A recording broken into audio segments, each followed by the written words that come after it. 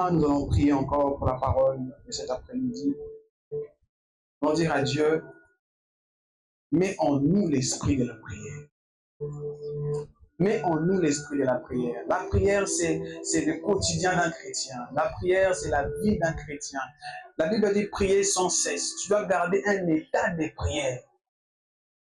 Un état de prière. La prière doit être notre vie. Est-ce que l'Assemblée peut élever la voix et dire à Dieu, mets-moi dans le mood de la prière, que je reste dans la prière toute ma vie, que je reste concentré, que je sois un homme, une femme de prière. Seigneur, que ce mois-ci ne passe pas sans que je sois transformé dans mes habitudes. Que ce mois-ci ne passe pas sans que je devienne. Toi, je veux te voir prier. Prie, prie, prie, prie. Prie. On n'est pas venu pour faire semblant. Prie. Je ne suis pas venu pour blaguer avec toi. Prie, mademoiselle. Prie.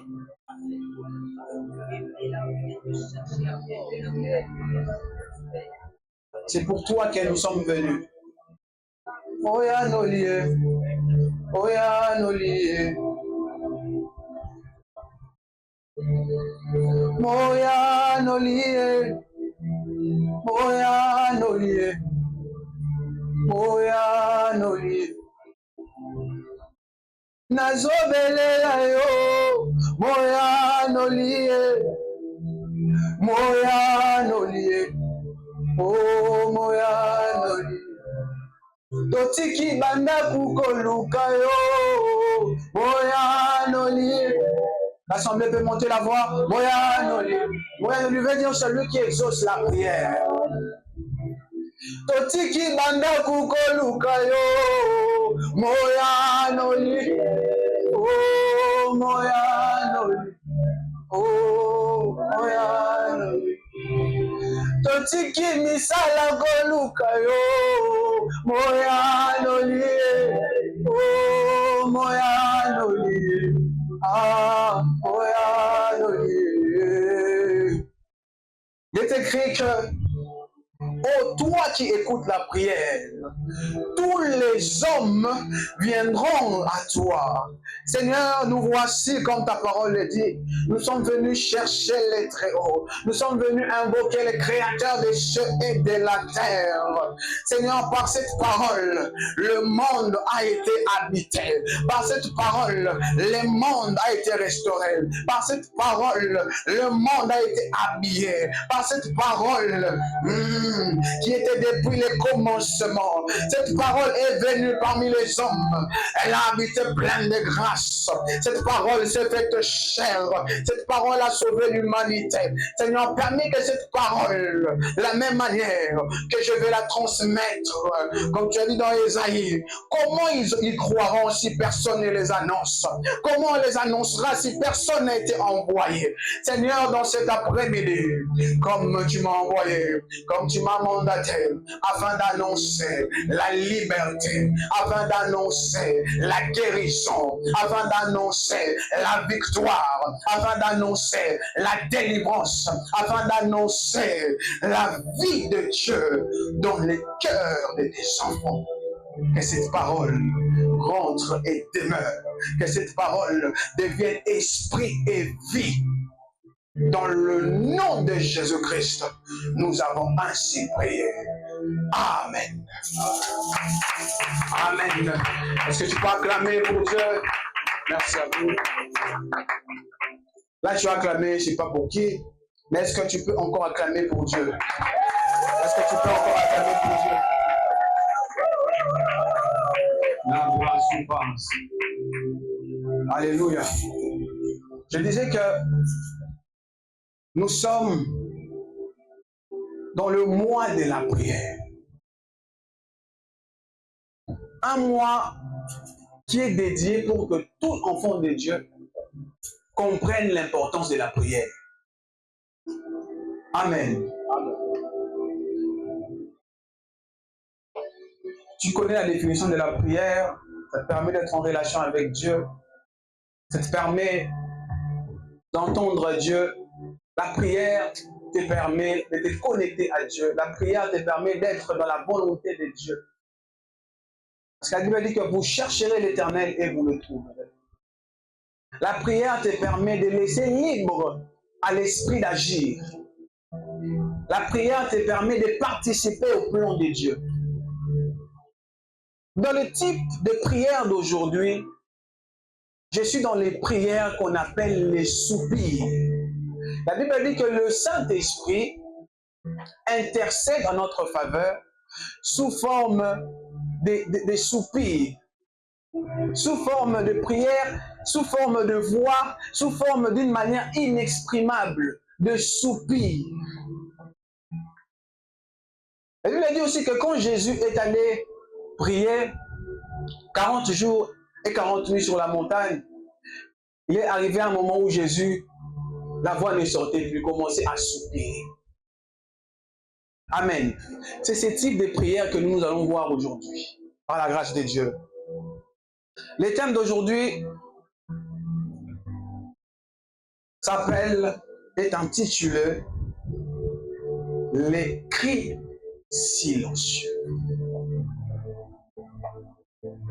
Amen. Le thème de cet après-midi est intitulé « Les cris ». Certainement, tu es déjà tombé sur, tu as déjà entendu un terme pareil, cri silencieux, ou peut-être pas. Donc, nous allons découvrir c'est quoi un cri silencieux. On entend cri, mais comment c'est silencieux? C'est censé faire du bruit. Mais comment ça doit être silencieux? Ça paraît comme si c'est le vrai et le faux en même temps. Ça paraît comme si c'était les pour et les contre. Parce qu'un cri fait du bruit. Mais ça ne peut pas être silencieux. Mais là, on l'appelle ce cri un cri à l'église. J'aimerais que tu sois avec moi. Amen. Amen. Donc, tu me suis vraiment. Les cris silencieux, ce qu'on appelle un cri silencieux, n'est pas un terme biblique. Tu trouveras nulle part dans la Bible cri silencieux, où c'est marqué cri silencieux. Mais ce terme est rattaché à la Bible parce qu'on le retrouve, selon sa définition, dans des parties de la prière. C'est une forme de prière sans mots. Nous sommes habitués à prier, comme on a dit tout à l'heure, Seigneur, je veux faire de moi un homme de prière. Ça, c'est des prières où on parle. Mais ce qu'on appelle les cris silencieux, c'est une forme de prière sans église. C'est une forme de prière sans mots. Ça ne demande pas que tu parles. Mais c'est une prière. C'est une prière que seul Dieu peut comprendre. Comme je ne vois pas la sœur Gabrielle, elle ne dit rien, mais Dieu sait ce qu'elle pense. Elle ne dit rien, mais Dieu sait ce qu'elle veut. On est tous venus à l'église, on ne dit rien, mais chacun de nous attend quelque chose de Dieu, mais sans le dire. Les cris silencieux, c'est un cri intérieur. Est-ce que l'église est présente? Amen. Les cris silencieux, c'est un cri intérieur. C'est un cri qui naît d'une douleur. C'est un cri qui naît d'une injustice. C'est un cri qui naît d'une solitude. Ce qu'on appelle les cris silencieux ou un cri silencieux, c'est un appel à l'aide que l'on n'arrive pas à formuler. Quelqu'un veut de l'aide, mais il n'arrive pas à le dire. Comme la sœur Julie, elle a besoin que quelqu'un puisse tenir le téléphone. Pendant un moment, elle sera fatiguée, mais elle n'arrive pas à le dire. Elle garde ça dans son cœur. Ça devient un cri silencieux. Tu souffres, mais tu n'en parles pas. Ça devient un cri silencieux. Est-ce que c'est facile à comprendre? Hein? Je ne suis pas compliqué. C'est un silence chargé d'essence.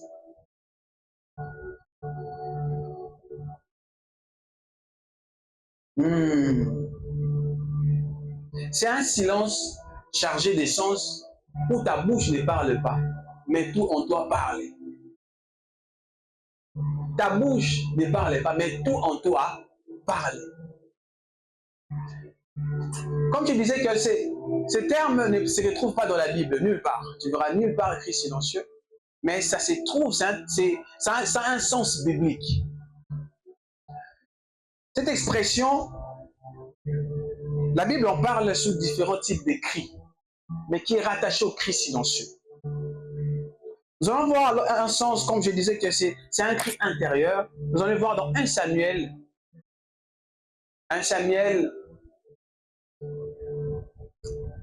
chapitre 1 au verset 13. La Bible parle de Anne.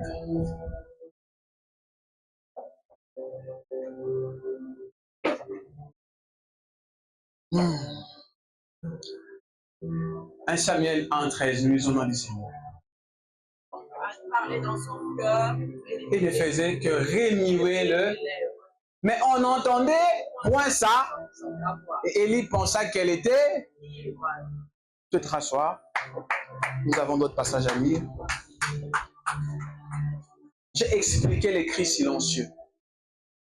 C'est un cri intérieur. C'est ce que fait Anne. Anne crie intérieurement, mais sans que le son s'entende. Anne,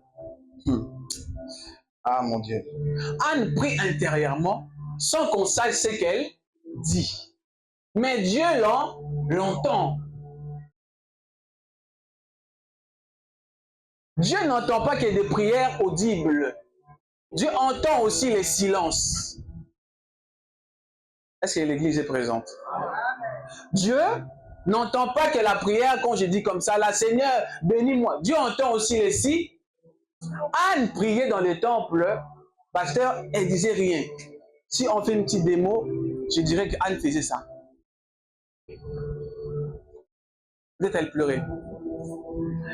Vous savez, des fois il t'arrive, tu as un problème, tu ne sais même plus quoi dire. Tu regardes seulement comme ça. C'est un cri silencieux. Vous allez plus comprendre, on va avancer. Parmi les types de cris dont la Bible parle, on a vu un type de cri de Anne. Un cri silencieux où elle ne dit rien. La bouche ne dit rien, la voix ne sort pas, mais Dieu entend. La Bible appelle ça la prière. Anne priait, mais elle disait quoi? Jusqu'à présent, on ne sait pas ce qu'Anne disait. Les sacrificateurs, Élie qui était là, pensaient même qu'elle était ivre. Si tu commences à faire cette prière-là, il sera pensé que tu es devenu folle, tu es devenu fou. Tes frères, qu'est-ce qu'il a? Des prières, nous tous on crie, lui, il est seulement. Lui-même, il ne sait plus quoi dire à Dieu. Tu sais tout. Je suis. Ah mon Dieu, ah mon Dieu, ah mon Dieu. Il y a un deuxième cri qui est rattaché encore au cri silencieux. C'est le cri qui est exprimé par les larmes. Tu ne dis rien, mais les larmes coulent. On t'a déjà trahi ici, non? On t'a déjà blessé? Ou bien tu t'es déjà cogné? Vous voyez les gens, tu te cognes, tu ne sais plus quoi faire. En fait, la douleur monte tellement, tu restes tellement silencieux, les larmes commencent à couler. Des cris silencieux. Ça se manifeste sous forme aussi de larmes. On va les voir dans 1 Samuel 39, 12. Les larmes aussi sont un langage. Attention, toi qui fais pleurer les enfants de qui? Attention à toi qui donne les mouvements gauche à droite.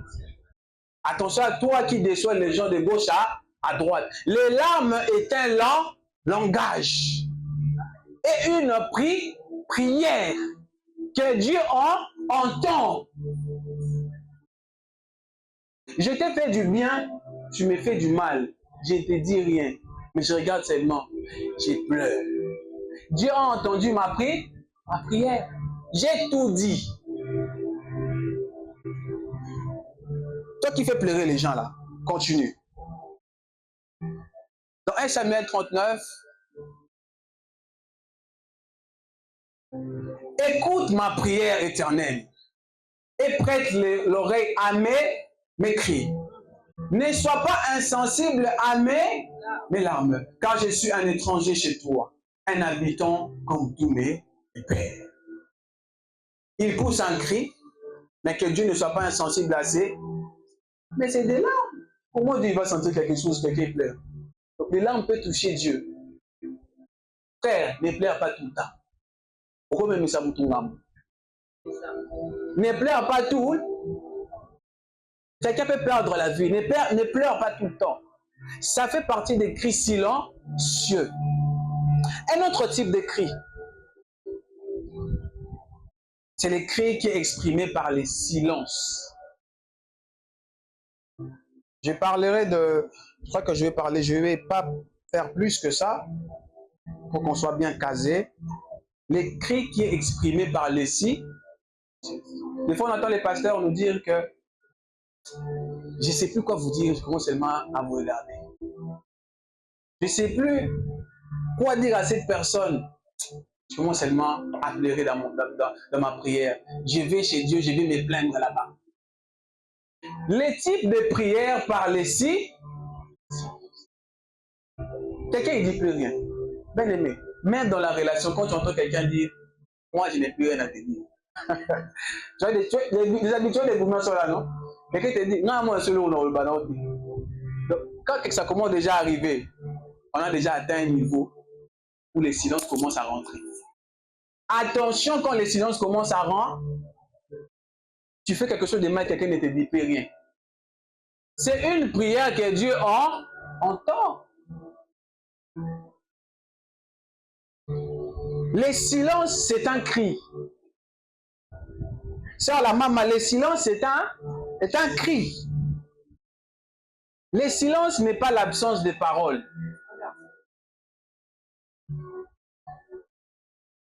Les silences, je disais, ce n'est pas l'absence de paroles. Mais les silences, ce sont des paroles retenues. Est-ce que vous êtes là? Les silences, ce n'est pas l'absence de paroles, Benjamin. Ce sont des paroles retenues. Les silences, ce sont des paroles lourdes. Ce sont des douleurs retenues. Je ne sais pas comment faire sortir ça. Mais sache que toi qui gardes ça aussi, Dieu entend. Tu ne veux pas dire, mais Dieu entend. C'est des cris silencieux. Mon Kamidoga, je te salue. Notre mon Kami. Les silences dont je parle ici, qui est une forme de silence, qui est aussi une forme de cri, c'est souvent imposé par la souffrance. Le silence est imposé par par le désespoir, par le cœur brisé. Le silence,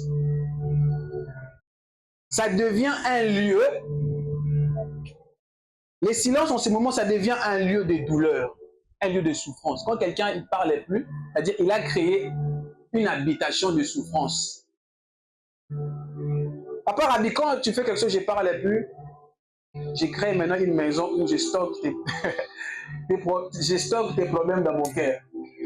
Des fois, tu vois maintenant, quelqu'un disait, na bomba qui a mon mingi, na sanzelae. So, na sanzelae, na se libéré. Il a trop emmagasiné, il a trop gardé, il a créé une maison, une structure, où il a gardé tous les problèmes de la personne maintenant, tellement que ça a dépassé, c'est sorti. Celui qui garde les problèmes dans le cœur crée une maison de conflit.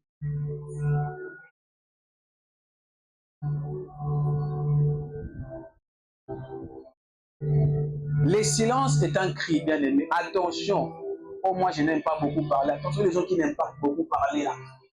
On ne lui parle pas beaucoup. Ah, lui, il ne fait pas ça. Le jour où il parlera, c'est toi qui es comme ça. Le jour où il ouvrira la bouche. Donc, tu cachais. Il n'était pas hypocrite. Il a gardé. Il a fait une maison. Il a stocké les problèmes. Il faut vérifier dans le cœur de celui qui est à côté de toi. Il n'a pas gardé quelque chose en ta faveur. Contre toi. Qu'est-ce qu'il dit dans son cœur? J'ai une histoire que je veux parler avec l'Église. dans Genèse 21, 14 à 18. Cette histoire, je vais paraphraser ensuite, plutôt, comment dire, pas la femme, mais la deuxième femme d'Abraham. C'était l'esclave de Sarah, la femme légitime d'Abraham, et Agar était l'esclave d'Agar, de Sarah.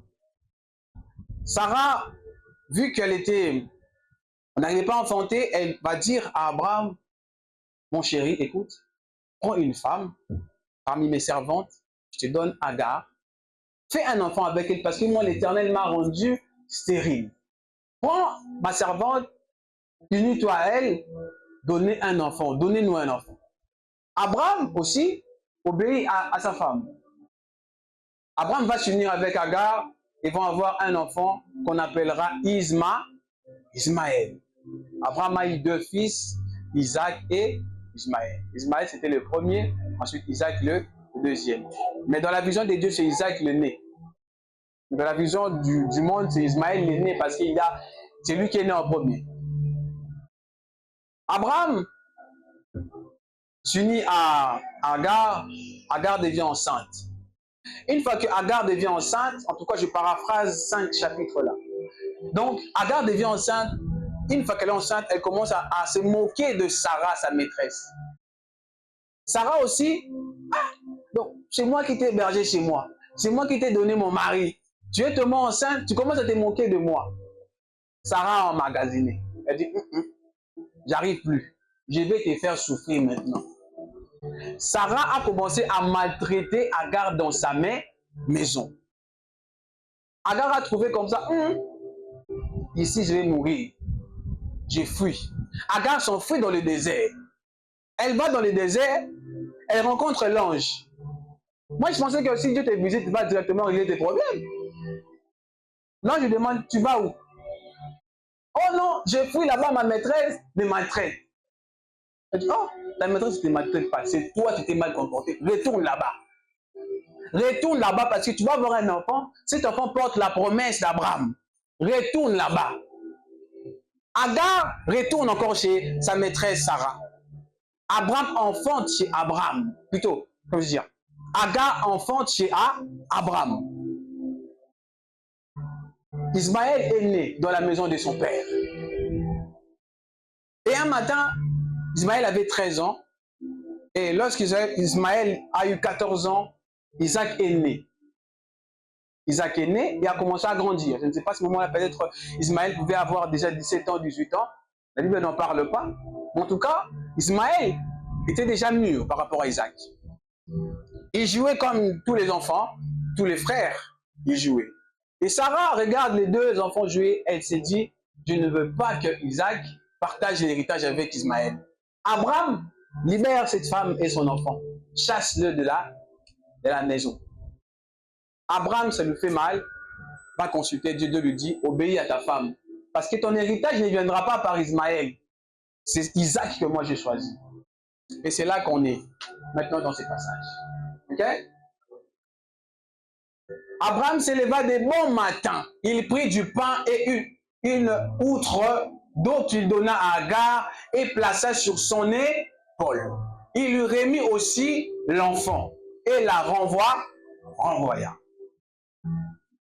Elle s'en alla et s'égara dans le désert de Beer-Sheba.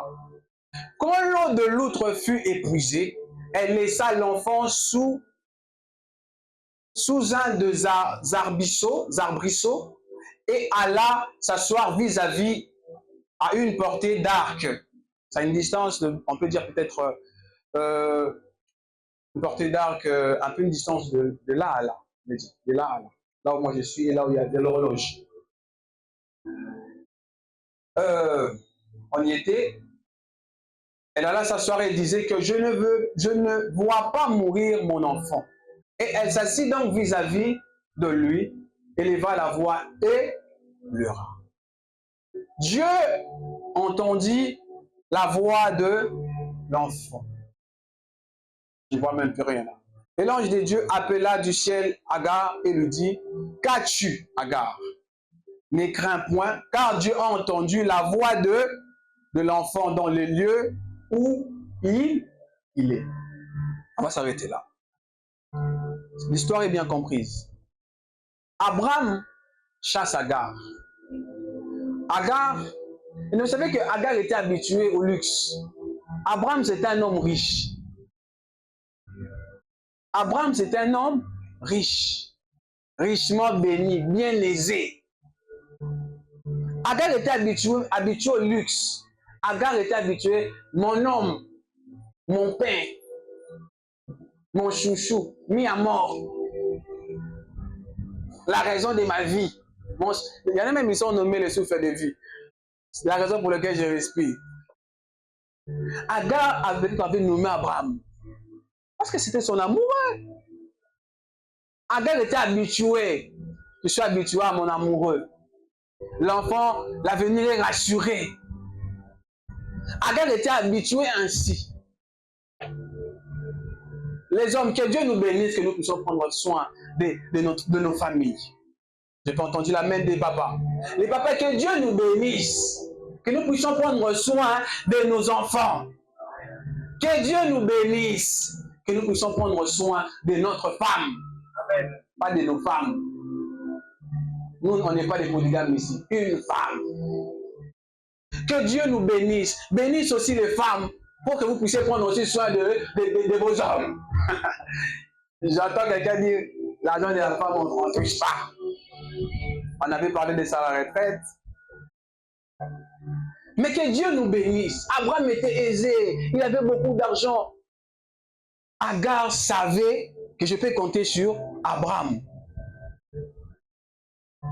Mais la même personne sur qui Agar comptait se réveille un bon matin. Je ne sais pas s'il s'appelait comment, chouchou, mon cœur. Il se réveille. Mon chouchou, c'est que tu dois emballer tes affaires et partir. Mets-toi à la place d'Agar. Je suis habitué au luxe et je me retrouve à prendre un chemin que je ne connais pas. Je me retrouve à prendre un avenir incertain. Agar, d'un jour à l'autre, la vie change. Bien-aimé, quand tu es dans le bonheur, profite. La Bible le dit, au jour du bonheur, soyez heureux. Il y en a ici qui aiment pas être heureux. Tu as un peu d'argent, bien-aimé, sors. Va manger un peu, je sais pas, amuse-toi, bien-aimé, profite de la vie. Les jours où tu es heureux, les jours du bonheur, sois heureux. Moi, je ne veux pas qu'on sache que j'espère que le pasteur voit que j'ai l'argent. Non, elle va demander la Bible. Bien-aimé, quand tu as l'argent, si tu peux participer, participe. Parce que la Bible dit qu'au jour du malheur, tu réfléchiras. Tu vas commencer à beaucoup réfléchir. Quand quand j'ai fui, au jour du bonheur, bien-aimé, profite. Tu as un peu l'argent dans les comptes, bien-aimé, sors un peu là, fais-toi du bien. Abraham avait mis Agar bien. Agar était bien. Mais du jour à l'autre, la vie change. D'un jour à l'autre, la vie change pour Agar. Tu dois aller au désert. Tu ne maîtrises pas les déserts. Tu n'es pas, je ne sais pas comment on appelle les gens qui partent dans les déserts. Tu vas aller faire quoi là-bas? Je ne connais pas les déserts. Avec qui? Avec ton enfant. Et qu'est-ce que tu me donnes? Du pain et un autre d'eau. Qu'est-ce que je vais faire avec dans les déserts? Ah mon Dieu. Elle allait dans une destination inconnue. Jusqu'à tel point qu'elle s'est perdue. Agar s'est perdue dans le désert.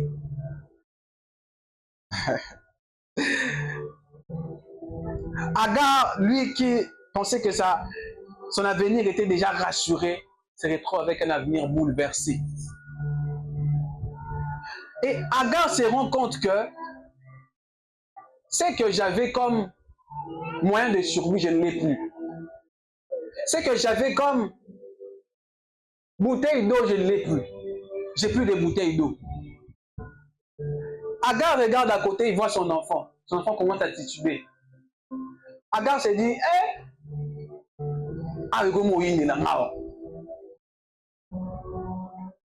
Agar regarde, Agar commence à paniquer.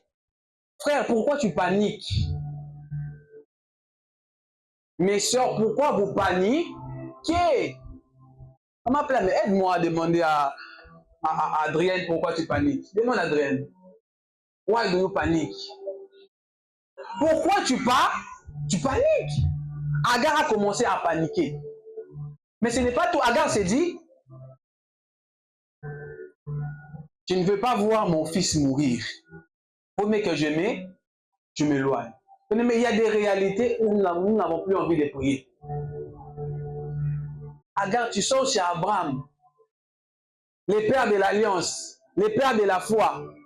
Toi, tu sors de la maison où il y a la foi, mais tu n'as pas de foi. Tu viens ici à l'église, tu vois les pasteurs comment elles enseignent, mais tu ne crois pas. Il y a des réalités où, Serge, nous traversons, nous n'avons plus envie de prier. Ça nous enlève, mais ce n'est pas quelque chose de sorcier, hein, c'est naturel, hein, ça vient comme ça. Tu traverses une période, tu dis que seulement moi, pourquoi seulement moi je dois traverser ça?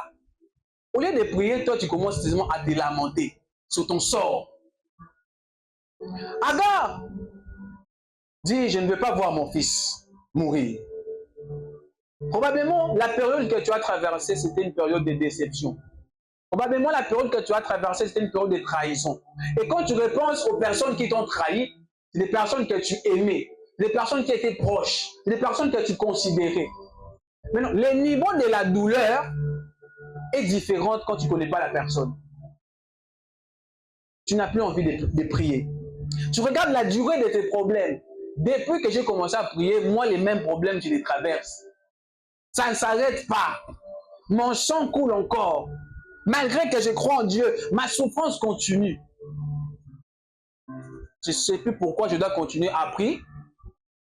Beaucoup de gens les ont dit, hein, pourquoi je vais continuer à prier? Parce que de toute façon, ça va rien changer.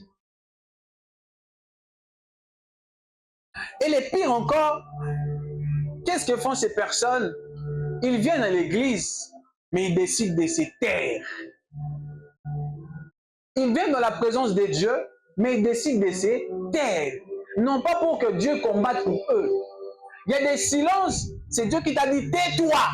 C'est moi je vais combattre pour toi. Mais toi tu te tais, qui t'a demandé de te taire? Toi tu te tais, qui t'a demandé de te taire? Pasteur, il y a des personnes qui sont décidées de se taire. Ils viennent à l'église, mais il a dit que je ne suis pas là.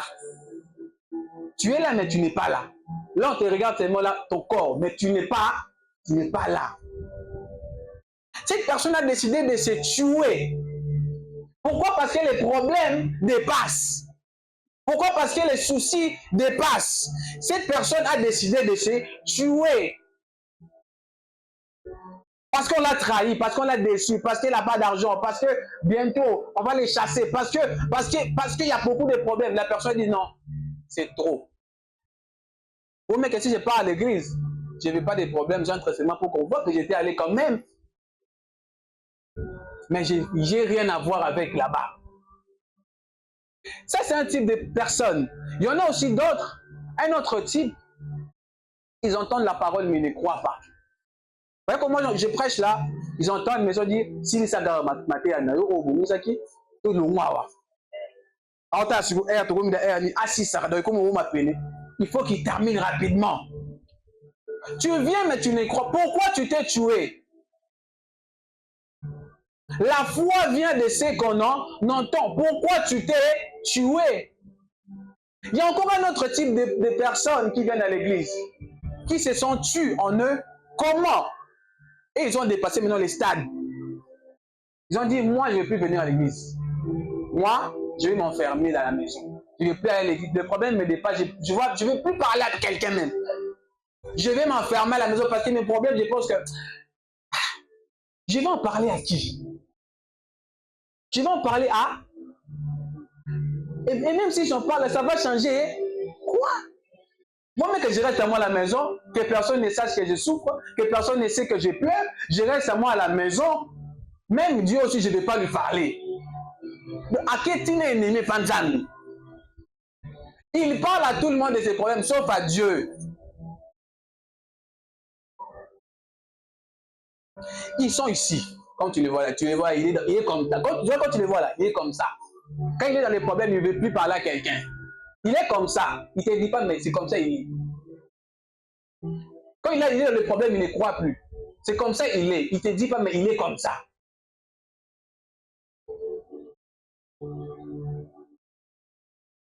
Ils se sont enfermés et aujourd'hui nous nous retrouvons dans l'église avec des chrétiens dépressifs. Un chrétien ne peut pas être dépressif. Comment tu es dépressif? On a vu le mois dernier le Saint-Esprit. C'est un ami, c'est un consolateur, c'est un conseiller. Comment tu peux être dépressif? L'ami de tout le temps, le Saint-Esprit. Comment tu peux être dépressif? Comment? Tu les verras plein sur TikTok. Tu les verras plein sur TikTok. Beaucoup de gens sur TikTok sont des dépressifs. Beaucoup, certains, je ne dis pas tout le monde, mais les plus souvent sont des dépressifs. Ils sont morts dans les lives là-bas. Parce que s'il arrête les lives, il va parler à qui? Dès qu'il va arrêter les lives, retour sur terre. Ces problèmes, maintenant, ils commencent à revivre. Je dois seulement rester dans le... Au moins, depuis ton mois qui n'allait, tu n'as pas quoi. La prière, elle ne rentre pas. Quand on envoie les lettres de la prière, ça ne lui concerne pas. Live d'abord, tapoter, envoyer les cœurs. Mais la prière, tu n'es pas là. Il faut seulement si les lives coupent. Et si les lives coupent, je dois 2000 € à quelqu'un. Si les lives coupent, je n'ai pas encore mangé. Demain, je vais manger. Si les lives coupent, mon avenir est incertain. Si les lives coupent, des chrétiens qui sont rentrés dans la dépression. Il y en a encore pire que eux. Eux, maintenant, ils ne se sont pas enfermés à la maison. Ils sont là avec nous. Mais qu'est-ce qu'ils ont fait? Ils se sont enfuis dans les péchés. Ils se sont enfuis dans le... Regarde-moi bien dans les yeux. Tu me regardais. Pourquoi tu as fait fuir les yeux? Regarde-moi. Eux là, ils se consolent dans les péchés. Mon problème me dépasse. Vaut mieux que je bois jusqu'à ce que je devienne ivre, que je meure même. Vaut mieux que je rentre en mode de l'impudicité. De toutes les manières, ça ne va rien changer. Je me console, au moins je vais me relaxer.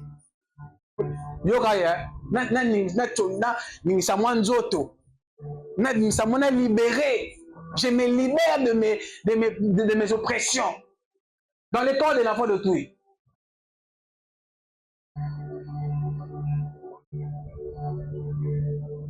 Agar, ce n'est pas en t'éloignant d'Ismaël qu'il y a la solution. Agar, ce n'est pas en t'éloignant d'Ismaël qu'il y a la solution. Ce n'est pas en t'éloignant de Dieu que tu trouveras la solution. Les cris que tu pousses en toi, Dieu l'entend. La souffrance que tu traverses, Dieu le voit. Je disais depuis le début que le cri est une prière que Dieu entend. C'est une prière sans mots.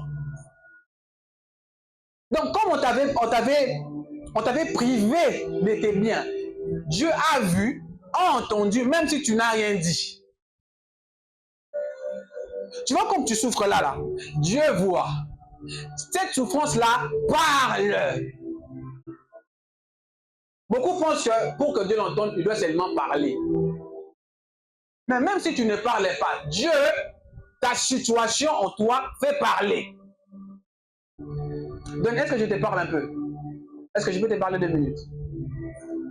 Écoute. Agar a dit, j'abandonne mon fils. Je me concentre moi-même, je pleure. Est-ce qu'elle a trouvé la solution? Non. Depuis que tu as commencé à pleurer, tu as trouvé la solution. Depuis que tu as commencé à te plaindre, tu as trouvé la solution.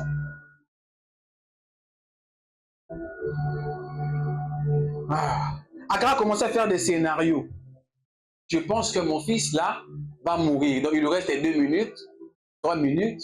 Tu es là où tu as fait des scénarios de ta vie. Donc, dès dans la situation, comme comme c'est passé comme ça se termine. Nous, on maîtrise la fin des choses.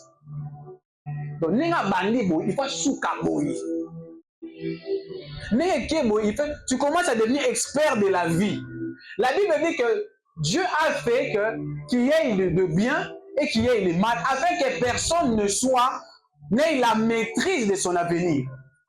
Afin qu'aucune personne, Dieu l'a fait exprès, que tu aies des temps de bonheur et que tu aies des temps de malheur pour que tu n'aies pas la maîtrise de ton avenir. Aucun homme sur terre ne maîtrise l'avenir. Aucun homme. Aucune personne. Dans 2 minutes, ce qui va se passer, on ne sait pas. Même si tu es un prophète rempli de... Tu ne sais pas. Dieu a fait cela exprès. Est-ce que je peux parler à quelqu'un? Est-ce que je peux parler à quelqu'un? Je disais que personne ne puisse tracer ta vie. Que personne ne puisse tracer ta destinée. Que personne ne puisse limiter ce que toi tu dois devenir demain. Que personne, qui que ce soit, Agar a dessiné la vie de son fils. Il ne va pas durer longtemps. Là, comme il n'y a plus d'eau, c'est fini. Comme il n'y a plus d'eau, c'est fini. Comme j'ai déjà fait ceci, c'est fini. Comme ceci est déjà arrivé, c'est fini. Elle a déjà tracé les limites. Mais les limites des hommes n'est pas les limites de Dieu. Les limites des hommes ne sont pas les limites de Dieu. Agar s'est dit, mon fils va mourir. Aïe, aïe, aïe, aïe, aïe, aïe. Est-ce que tu es connecté à moi? Agar dit que mon fils doit. Je disais encore, que personne ne décide sur ta vie. Que personne ne trace un chemin pour toi. Que personne ne crée le scénario de ta vie. Dieu connaissait Jérémie depuis le ventre de sa mère. Seigneur, à partir de maintenant, c'est toi qui connais ma vie. Que même moi-même, je ne puisse pas délimiter ma vie. La blasphème. Tu ne mourras pas comme Judas. Judas mourra. Judas Iscariote mourra parce qu'il a trahi Jésus. Judas Iscariote mourra parce qu'il a trahi Jésus. Mais Pierre, tu ne mourras pas. Judas, toi, tu mourras parce que tu as trahi Jésus. Mais Pierre, même si tu trahis, tu seras là. Même si tu trahis Jésus, tu seras là. Aucune souffrance ne va t'emmener.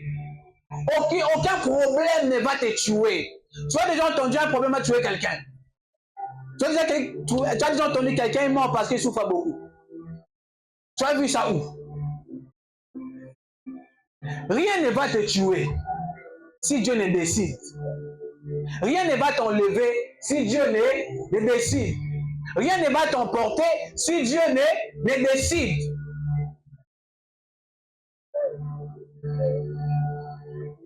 Tu es Pierre. Jésus dira à Pierre, sur toi je bâtirai mon église. Tu es Georgette. Il y a la prophétie en toi. Tu es l'église. Tu as la promesse. Pourquoi tu te comportes comme si tu n'avais rien? Pourquoi tu vis comme si tu n'avais rien? Petit problème t'a fait oublier qui tu étais. Petit gourmet t'a fait oublier qui tu étais. Petit chômage t'a fait oublier qui tu étais. Ah, dis à quelqu'un, dis à quelqu'un, je sais qui je suis. Comment tu es devenu comme ça? Les cris silencieux. Tu as trop gardé. Tu as trop gardé. Maintenant, je veux que tu ne restes plus silencieux. Maintenant, je veux que tu ne restes plus silencieux. À dater d'aujourd'hui, décide-toi d'exprimer ta douleur. À dater d'aujourd'hui, décide-toi d'exprimer ta douleur. Je ne dis pas d'aller l'expliquer à tout le monde. Je dis de l'exprimer à Dieu. Il a dit, parle toi-même pour te justifier. Dieu sait tout, mais il veut que tu parles toi-même pour te justifier. Parle toi-même. Tu es dans des problèmes, tu as besoin de quoi? Jésus dit, ne multipliez pas de vaines paroles lorsque vous priez. En fait, Dieu sait déjà ce que tu veux. Tu veux du pain, demande du pain. Il y a plusieurs types de prières, bien-aimés. Il y a la prière de confession, il y a la prière de remerciement, il y a la prière d'action de grâce, il y a la prière il y a la prière d'intercession où nous prions pour les autres. Il y a la prière aussi des demandes. Tu veux demander, demande. Il y a aussi les soupirs, c'est que nous avons vu. Tu n'arrives plus à parler, bien-aimé, libère ça. Fais connaître dès que tu en as marre.